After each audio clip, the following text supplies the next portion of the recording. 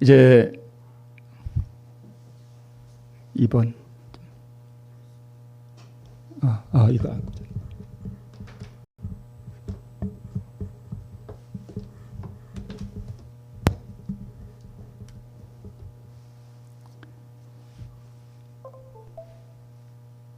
네. 산상보훈은 끝났고요. 우리 저녁 시간에 사도행적을 우리 함께 좀 연구하는 시간을 갖도록 해보겠습니다. 자, 사도행적 우리 첫 번째 시간입니다. 교회에 대한 하나님의 목적 우리 함께 좀 말씀을 나눠보도록 하겠습니다.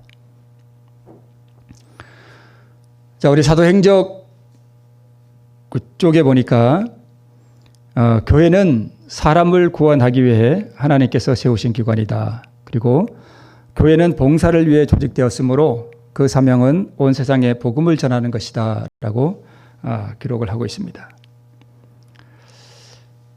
자, 이것을 조금 잘라서 이렇게 보면 교회는 하나님께서 세우셨고요. 또 두 번째, 교회는 무엇을 하기 위한 기관인가 하면 영혼을 구원하기 위해서 하나님께서 세우신 기관이고요. 그 다음에 교회는 봉사를 위해 조직되었습니다. 그리고 우리 교회가 또 해야 할 사명, 또 하나님께서 우리 교회에 맡겨주신 사명은 복음을 전파하는 것입니다. 자, 이것을 또 우리 좀 구체적으로 좀 분류해 보면, 교회의 목적은 사람을 구원하는 것이고요.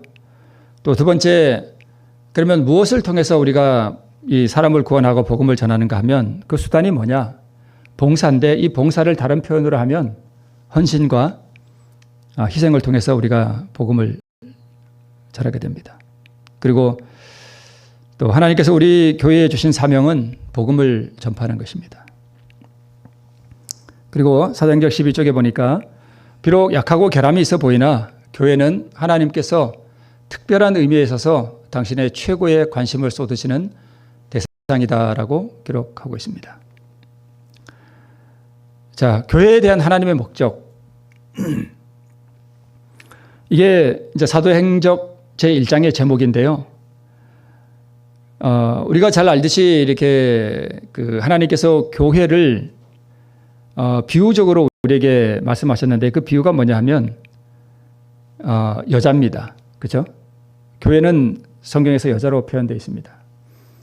그리고 다른 표현으로는 교회는 하나님의 또 아내라고 볼 수도 있습니다. 물론 요한계시록에 보면 어린 양의 아내는 신부는 새 예루살렘이다 이렇게 되어 있습니다만은 우리 교회 그다음에 우리 각 개인을 예수님의 아내로 표현을 해도 신학적으로 문제가 되는 것은 아닙니다. 그렇죠? 네. 그리고 구약 성경에도 보면 하나님께서 이스라엘 백성들에게 나는 너희 남편이 된다라고 기록하셨기 때문에 그렇습니다. 자, 그러면 동일하게 교회가 아내요 여자라면 하나님은 우리의 남편이 되십니다. 자, 요한계시록 12장 1절에 보니까 하늘의 큰 이적을 우리 사도 요한이 보았는데 무엇을 입었는가 하면 해를 입었습니다. 지금 이 그림에는 잘 나오지 않습니다만은 해를 입고 발은 무엇을 밟고 섰는가 하면 달 위에 서 있는 것으로 이렇게 표현되어 있습니다. 해를 입은 한 여자가 있는데 그 발 아래는 달이 있고 그 머리에는 12별의 면류관을 썼다 이렇게 기록하고 있습니다. 이 여자가 바로 뭐냐 하면 하나님께서 세우신 교회입니다. 그런데 이 교회는 어떤 교회예요? 그리스도로 옷 입고 또 빛을 반사하는 순결한 교회라고 우리가 알고 있습니다.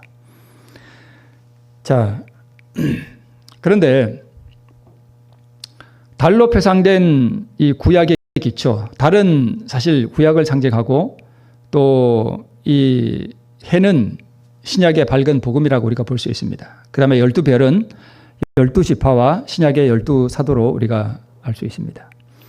그 다음에 이 면류관은 스테파노스라 그래서 그 승리한 사람들에게 주는 그러한 면류관인 것을 알 수 있습니다. 그래서 이 여자는 요한계시록에 보면 누구와 싸우는 것으로 되어 있는가 하면 용과 싸우는 것으로 되어 있습니다. 근데 승리한 교회죠. 그리고 이 면류관은 그래서 승리의 면류관이면서 동시에 희생을 통해서 얻은 것임을 알 수가 있습니다. 자, 그러면 하나님께서 우리 교회를 세우셨을 때 이 교회가 여자고 또 하나님의 신부된 또 아내된 대상이라고 한다면 교회와 하나님의 관계에 대해서 우리가 지나간 역사를 한번 살펴보고 또 우리의 모습도 마찬가지로 한번 살펴보는 것이 좋으리라 생각이 됩니다. 자, 우리 예레미야 3장 6절에서부터 10절에 있는 말씀을 보면 구약의 이스라엘 백성들이 또 교회였고, 그죠? 교회였잖아요. 그리고 신약에도 교회가 있었고, 그런데 구약에 있는 이 교회를 하나님께서 어떻게 표현을 하셨는가 하면 이렇게 말씀하셨습니다. 요시야 왕 때에 여호와께서 또 내게 이르시되 내가 배역한 이스라엘의 행한 바를 보았느냐. 그가 모든 높은 산에 오르며 모든 푸른 나무 아래로 가서 거기서 뭘 했대요? 행음을 하였다라고 기록하고 있습니다. 그가 이 모든 일을 행한 후에 내가 말하기를 그가 내게로 돌아오리라 하였으나 오히려 내게로 돌아오지 아니하였고 그 패역한 자매 유다는 그것을 보았다라고 기록하고 있습니다. 그러면 저 위에 있는 배역한 이스라엘은 북방 이스라엘이고, 그죠? 여기 밑에 나오는 그 패역한 자매 유다는 남방 유다를 상징하는 것이죠. 상징한다는 것이 아니라 그렇게 우리가 적용해 볼 수 있겠죠. 이어서 내게 배역한 이스라엘이 즉 북방 이스라엘이죠. 간음을 행하였으므로 내가 그를 내어 쫓고 이혼서까지 주었으되 그 패역한 자매 유다가 두려워 아니하고 자기도 가서 또 뭐해요? 행음했다 이렇게 기록하고 있습니다. 근데 여기서 행음이라고 하는 것은 교회가 행음했다라는 것은 무엇을 의미하는가 하면 우상을 숭배했다는 것입니다. 그렇죠? 우상 숭배했어요. 그러니까 하나님을 예배하지 않고 여기 푸른 나무 아래로 갔다는 것은 푸른 나무 아래다가 우상의 단들을 세워놓고 거기 가서 예배를 했다는 뜻입니다. 돌과 나무로 더불어 행음했대요. 그죠? 이게 돌로 만든 우상 또 나무로 만든 우상이죠. 돌과 나무로 더불어 행음함을 가볍게 여기고 행음하여 이 땅을 더럽혔거늘 이 모든 일이 있어도 그 패역한 자매 유다가 진심으로 내게 돌아오지 아니하고 거짓을 할 뿐이라 여호와의 말이니라. 자, 그런데 여기 보면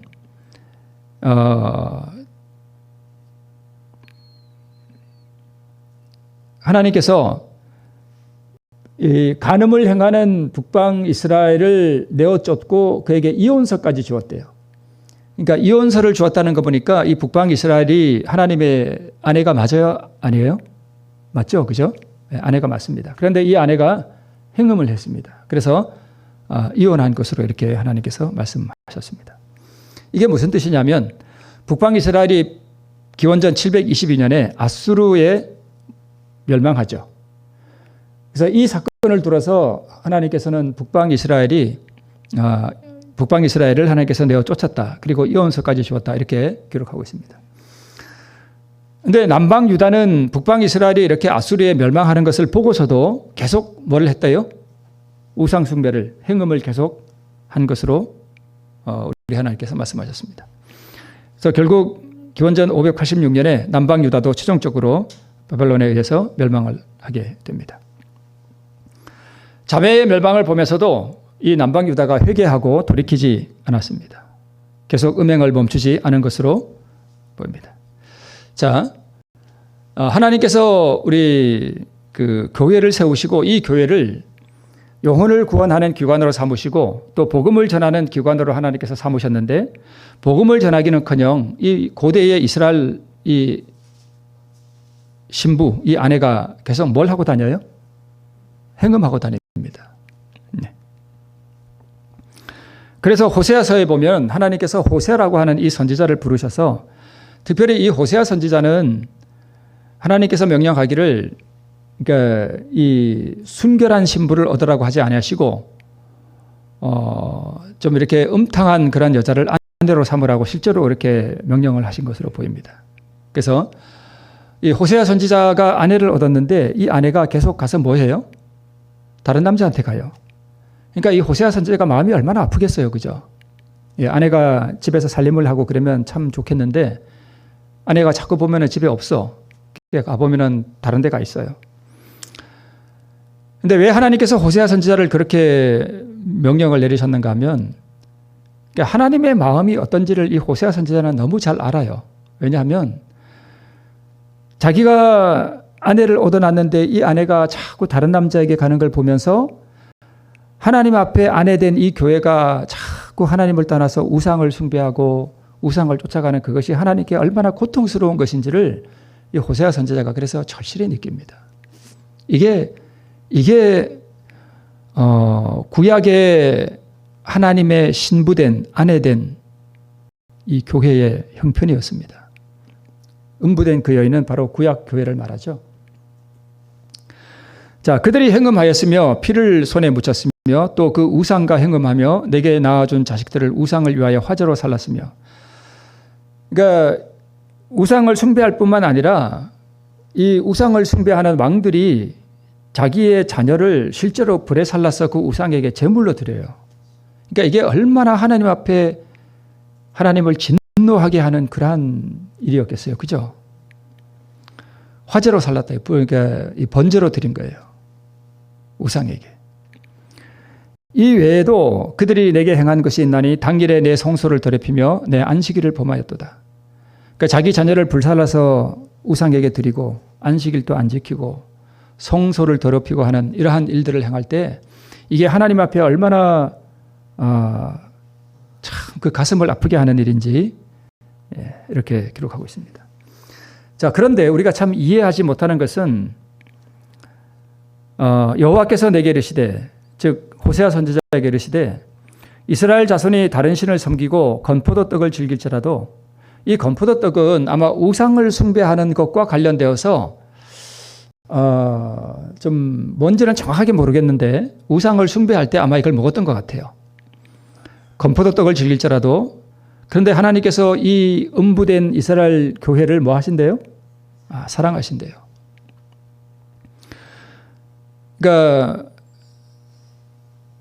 내가 내 아내 된 이스라엘 백성을, 이 음행하는 이스라엘 백성을 사랑하는 것 같이 호세아 선지자야, 너도 실제로 음행하는 너의 아내를 가서 뭐 하라는 거예요? 사랑해 주라는 거예요. 그러니까 이 하나님의 사랑, 그분의 이 음행하는 아내를 향한 그분의 이 애정, 그 가슴 아픈 사랑, 이것들을 호세아 선지자는 너무 깊이 이제 경험하게 됩니다. 그래서 너는 또 가서, 그러니까 한두 번이 아니었던 것 같아요. 또 가서 타인에게 연애를 받아 음부된 그 여인을 사랑하라 하시기로. 그래서 호세아 선지자가 이 하나님의 명령을 받아서 뭐 곡식이나 이런 거 막 준비해가지고 그 여자를 다시 사옵니다. 팔려간 거예요. 그래서 그녀는 남편을 버리고 거듭 오랫동안 자신의 애정을 다른 남자에게 주었습니다. 호세아의 아내 고멜도 그랬고 또 고대 이스라엘의 교회도 그랬습니다. 고멜에게서는 이 다른 남자가 실제로 다른 남자였고 구약의 교회에게 다른 남자란 뭐냐 하면 우상이었습니다. 그죠? 그녀의 계속되는 음행에도 불구하고 그녀의 남편은 그녀를 사랑했고 오랫동안 그녀에게 돌아올 것을 호소했습니다. 그러니까 음행하는 그 우상 숭배하는 이 교회를 향해서 하나님께서는 끊임없이 내가 너를 사랑하니 내게로 돌아오라는 그 호소를 끊임없이 백성들에게 보내셨습니다. 선지자들을 통해서 보내셨죠. 그런데 이 음행하는 교회가 선지자들을 보낼 때마다 이 선지자를 어떻게 했는가 하면 죽였습니다. 듣기 싫다고. 그녀는 자신의 애정을 다른 신들에게서 돌이키지 않았습니다. 이게 구약의 역사입니다. 그 아내는 자신의 순결과 또 자기의 그 남편에게 가져야 할 그 애정과 그 거룩함과 그 정결함을 다 갖다가 팔아버렸습니다. 그녀는 하나의 창기에 지나지 않았습니다. 그래서 그녀는 그렇게 함으로 그 남편과 맺은 거룩한 결혼 서약을 스스로 깨뜨려 버렸습니다. 이 결혼 서약을 어디서 맺었죠? 시내산에서 맺었죠. 시내산에서.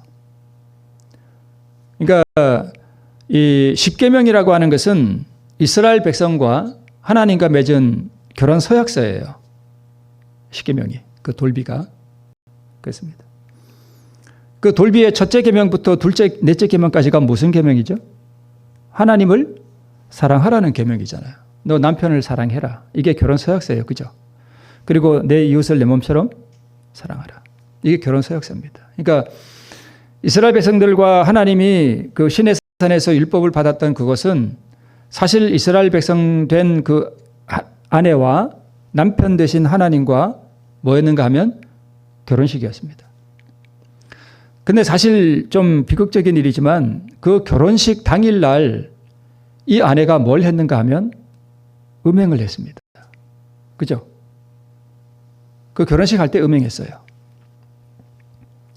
뭘 숭배했죠? 뭐 만들었죠? 송아지 만들었습니다. 이게 모세가 그 시내산에 결혼 서약서를 받으러 있는 동안 이스라엘 백성들은 시내산 아래서 음행을 했습니다. 이게 참 어떻게 보면은 그래도 어느 정도 남편과 이렇게 좀 행복하게 살다가 그죠? 살다가 뭐 이렇게 바람난 게 아니고 결혼식 할 때 음행을 했다니까요. 이게 이스라엘 교회의 역사입니다. 그럼에도 불구하고 그래서 모세가 그 돌판을 어떻게 했습니까? 깨뜨려 버렸습니다. 그러니까 결혼 당일날 이 결혼 서약이 사실은 뭐해져 버렸는가 하면 깨져 버렸습니다. 무산돼 버렸어요. 그런데 우리의 자비하신 남편 되신 이 하나님께서 돌판을 모세 보고 새로 준비하라고 하십니다. 그리고 그런 서약서를 그분이 또 쓰셔요. 거기다가.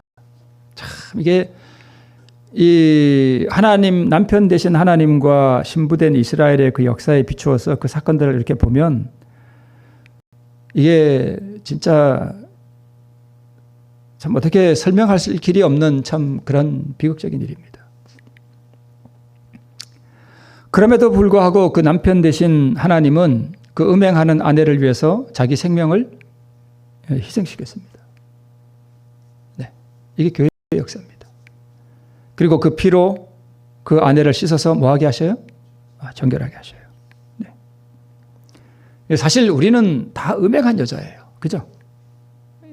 우리가 다 음행한 여자입니다. 불신실한 아내, 음행하는 아내. 이게 구약의 교회였고 신약의 교회는 어떨까요? 시대소망 626쪽에 보면 예수님께서 이제 그 암탉이 새끼를 날개 아래 모으려 함같이 내가 너희를 모으려 한 일이 몇 번이냐. 그러나 너희가 뭐 하지 않았도다? 원치 않았도다. 그러면서 그분이 예루살렘 성전을 영원히 떠나가시는 장면을 기록한 것입니다. 오호라 저희의 재난의 시기를 알지 못하는 자들이여 그리스도께서는 천천히 그리고 슬퍼하시면서 성전 경례를 영원히 떠나셨다. 뭐 하는 거예요? 이혼하는 거예요. 이게 이혼하는 장면이에요. 그러니까 음행은 하는 신약의 예수님 당시에 이 교회도 사실은 음행하는 교회였잖아요. 그죠? 근데 이 음행하는 교회였는데 이 음행하는 교회와 이제 사실 어떻게 보면은 법원에 가서 이혼 서류에 도장을 찍고 아내와 남편이 서로 등을 돌리고 뭐 하는 거예요? 이혼할 때 이 남편의 가슴이 얼마나 아프셨을까? 그런데 아내는 자기에게 닥칠 이 운명도 가늠하지 못하고 그것이 무엇을 의미하는지도 전혀 모릅니다. 전혀 몰라요. 근데 남편은 그걸 알아요. 그걸 떠날 수밖에 없어서 떠나면서도 이 남편은 여기서 뭐 했대요? 뭐 하면서 성전 경례를 떠났대요? 슬퍼하시면서 성전 경례를 떠났다라고. 그래서 불신실한 아내와의 영원한 이별을 이렇게 기록하고 있습니다. 자, 사도행전 14쪽에 이렇게 기록하고 있습니다. 그러나 이스라엘 백성은 하나님의 대표자로서의 그들의 고상한 특권을 분별하지 못하였다. 그들은 하나님을 잊었으며. 우리 아내와 남편으로 비유하자면 뭘 잊은 거예요? 남편을 잊어버린 거예요. 남편을 잊었으며 그들의 거룩한 사명을 완수하는데 실패하였다. 그들은 받은 바 축복을 세상에 뭐 해주지 않아요? 나눠주지 않습니다. 옛날 이스라엘 백성들이 그랬습니다. 그들이 받은 복음을 자기들만 위해서 사용하고 절대 남에게 나누어주지 않았습니다. 그들은 그 모든 이점을 자신의 영광을 위하여 사용하였다. 그들은 유혹을 피하기 위하여 세상과 뭘 쌓아요? 담을 쌓았습니다. 이방인의 행습에 동화되는 것을 막는 방편으로 하나님께서 우상 숭배자들과의 교제에 가하신 제재를 그들과 다른 모든 민족들 사이에 장벽을 쌓는 데 사용하였다라고 기록하고 있습니다. 이어서 그들은 하나님께서 그들에게 요구하신 예배를 도둑질하였으며 동료 인간들에게 신앙적인 지도와 거룩한 모본을 제공하지 않았고요. 또 제사장들과 관원들은 의식 존중주의의 틀에 매여 있었고 율법적인 신앙에 만족하였고 그래서 다른 사람들에게 하늘의 산 진리를 전할 수가 없었습니다. 그럼 오늘 우리는 이렇게 하고 있나요? 우리는 다른 사람들에게 하늘의 산 진리를 전하고 있는가? 우리는 오늘 어떤 신앙을 하고 있는가? 그들은 자신들의 의가 충분하다고 생각했으므로 그들의 신앙이 새롭게 되어야 할 필요를 느끼지 않았습니다. 이어서 계속해서 그들은 인간에 대한 하나님의 선하신 뜻을 그들의 공로와는 상관이 없는 어떤 것으로 받아들이지 않았다. 그들은 그것을 자신들의 선행의 공로와 연결시켰다. 그래서 사랑으로 역사하고 영혼을 순결하게 하는 믿음은 의식들이나 인간의 명령들로 이루어진 바리새인들의 신앙과는 거리가 먼 것이었다. 이런 신앙이 없었다는 거죠. 그래서 그릇이 옮겨졌습니다. 구약의 그 두 자매 북방 이스라엘과 남방 유다도 음행으로 말미암아 하나님과 서약이 깨어졌고 그리고 신약의 이 예수님 당시에 결국은 그게 구약 교회죠. 예수님 당시에도 예수님이 결국 예수님과 영원히 사실 이제 한번 혼이 난 거죠. 북방 이스라엘은 아수르에, 남방 유다는 바벨론에 한번 혼이 났죠, 그죠? 자, 그런데 결국은 그 버릇을 고치지 못하고 계속 음행하다가 결국은 이제 예수님 당시에 하나님과 영원히 결별하게 되고 그릇이 옮겨집니다. 어디로 옮겨져요? 사도행전 16장에 이렇게 기록하고 있습니다. 유대 지도자들은 자신들이 지도받을 필요가 없을 정도로 지혜롭고 구원이 필요 없을 정도로 의로우며 그리스도께서 주시는 영광이 필요 없을 정도로 큰 영광을 가졌다고 생각하였다. 그리하여 구주께서는 그들이 남용한 특권과 그들이 경시한 사업을 그들에게서 뭐 해서요? 거두어서 다른 사람들에게 맡기셨다. 하나님의 영광은 나타나야 했고 당신의 말씀은 확증되어야 하였다. 그리스도의 나라는 세상에 세워져야만 하였다. 하나님의 구원이 무수한 도시들에 전파되어야 하였으므로 유대 지도자들이 실패한 그 사업을 하도록 누가요? 제자들이 부름을 받았습니다. 유대인들은 그래서 버림받죠. AD 34년에 스데반이 돌로에 맞아 죽음으로 유대인의 그 운명은 다니엘서에 기록된 대로 그 예언이 끝나고 드디어 이 유대인들이 맡았던 이 복음 전파의 사명을 누가 받았는가 하면 12 제자와 초대 교회가 받았습니다. 예수님이 이 교회를 세우셨죠. 그래서 이 제자들을 통하여 무슨 교회가 이루어졌는가 하면 초대 교회가 이루어졌습니다. 사실 이 초대 교회는 순결하고 거룩한 아내였습니다. 그죠? 처음 시작할 때. 그래서 이 아내는 무슨 교회로 표상이 됐는가 하면 에베소 교회로 표상되어 있었습니다. 그런데 이 첫사랑을 버린 교회로 결국은 요한계시록에 이렇게 묘사되어 있습니다.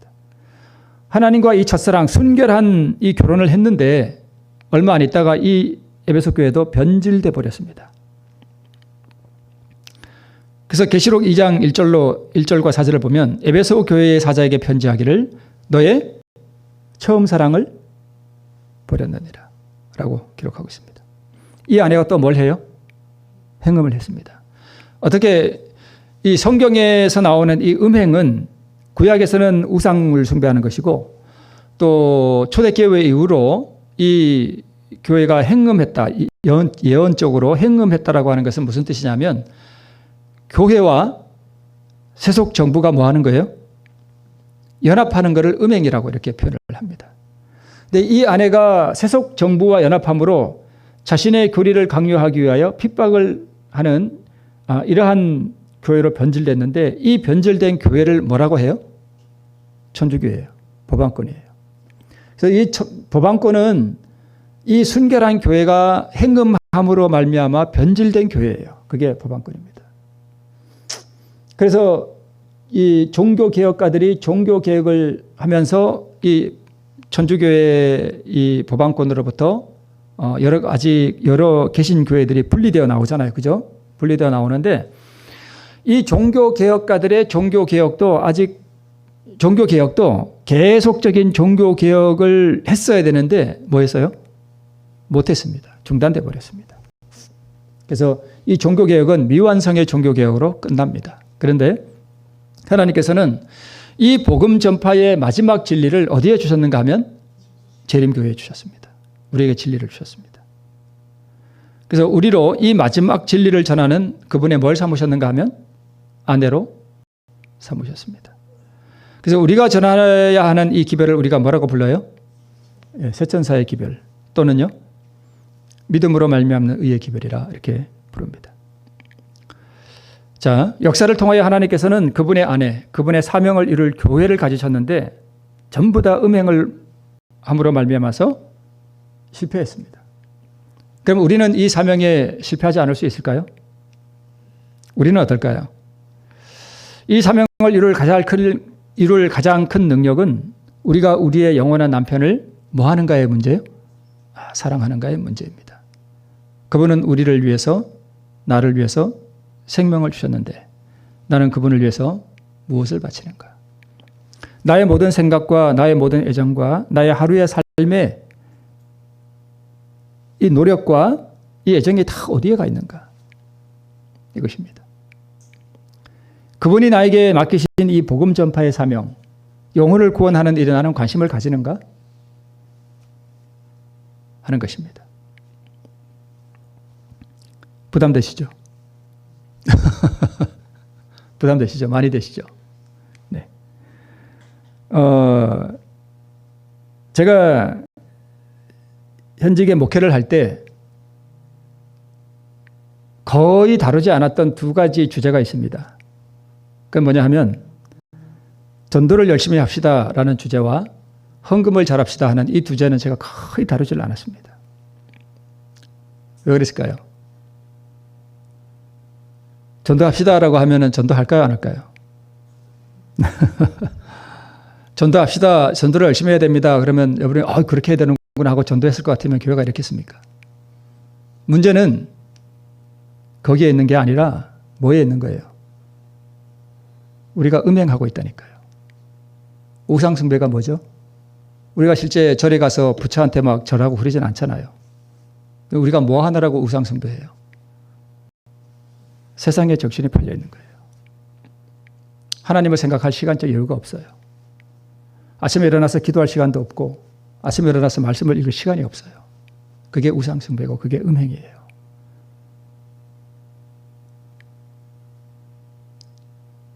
그게 음행이에요. 세상을 사랑하는 거예요. 그죠? 돈을 사랑하고 하나님을 위하여는 시간을 낼 시간이 없는 거예요.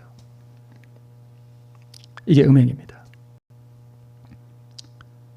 그분은 나를 위해서 자기 생명을 주셨는데 나는 정말 그분을 사랑하는가? 이것이 오늘 하나님께서 우리 교회에 주신 사명, 이것이 무엇인지에 대하여 우리가 깊이 생각해 볼 수 있는 가장 근본적인 이슈가 됩니다. 진짜 하나님을 사랑하는가? 우리 음행하는 우리를 위하여 자기 영원한 생명을 내어주신 그리스도를 우리도 사랑함으로 말미암아 그 사랑을 남에게 나눠줄 수 있는 우리가 되기를, 성령께서 그 일을 이루어 주시기를 우리가 기도하면서 말씀을 마치겠습니다.